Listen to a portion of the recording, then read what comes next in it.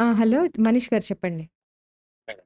హ్మ్. అయితే ఇది, ఇది ఇందాక క్వెషన్ ఏముందంటే మేడం అది యెస్ అది మంచితనం ప్లస్ ఆ ఫీమేల్‌తోని ఏమైతుందంటే తన బ్యూటీ కింద నాకు ఎక్స్‌ట్రీమ్ లెవెల్ కమ్యూనికేట్ అవుతుంది. హ్మ్. బ్యూటీతోని జరుగుతుంది.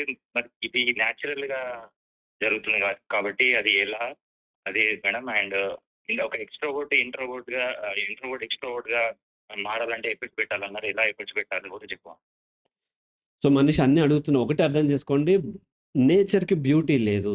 ఇది నేచురల్‌గా జరగట్లేదు. బ్యూటీ అనేది కల్చరల్. ఒకరికి బ్యూటిఫుల్‌గా కనిపించిన అమ్మాయి ఇంకొకరు బ్యూటిఫుల్‌గా కనిపించకపోవచ్చు. బ్లాక్స్ వైట్స్‌కి మంచిగా అనిపించకపోవచ్చు. వైట్స్ బ్లాక్స్‌కి మంచిగా అనిపించకపోవచ్చు.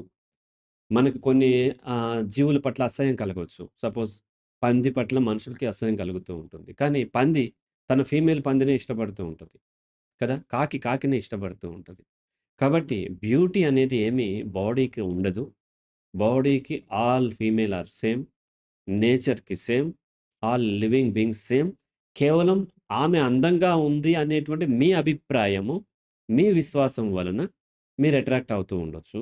అలాగే ఆమె మంచిగా ఉందనేటువంటి మీ ఎగ్జిస్టెన్షియల్ ట్రూత్ అంటే మీ యొక్క విశ్వాసం వలన ఆమె పట్ల మీరు ఎక్కువ బాండ్ ఏర్పరచుకోవచ్చు.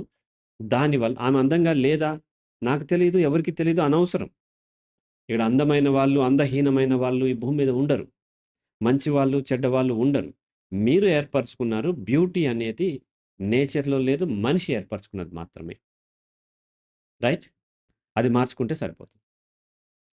అండ్ ఎక్స్‌ట్రోవర్ట్‌గా మారాలంటే ఎఫర్ట్స్ హ్మ్. ఇంట్రోవర్ట్, ఎక్స్‌ట్రోవర్ట్‌గా మారొద్దంటాను. ఎవరికి ఏదైతుందో అది కంటిన్యూ చేయొచ్చు. మార్చుకోవటం కోసం మీరు కావాలంటే మీరు మన మోటివేషన్ స్పీకర్స్ ఉంటారు గదా!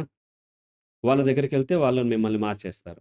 మార్చేస్తా అంటారు. మారతారా లేదా ఇది మీ రిస్క్ అది. నేనైతే ఎవరి పర్సనాలిటీ వాళ్ళు కంటిన్యూ చేయొచ్చు. ఎక్స్‌ట్రావర్ట్ వల్ల వచ్చే ఉపయోగాలేమీ లేవు. ఇబ్బందులు గూడా ఉన్నాయి. ఇంట్రావర్ట్ వల్ల కూడా పెద్ద వేరే గొప్ప ఉపయోగాలు, ఇబ్బందులు అంటే ఈక్వల్ లెవెల్‌లో అన్నీ ఉంటాయి. కాబట్టి ఏ మార్పు లేనప్పుడు దాన్ని మార్చడం అనేది అనవసరం అని నా ఉద్దేశ్యం.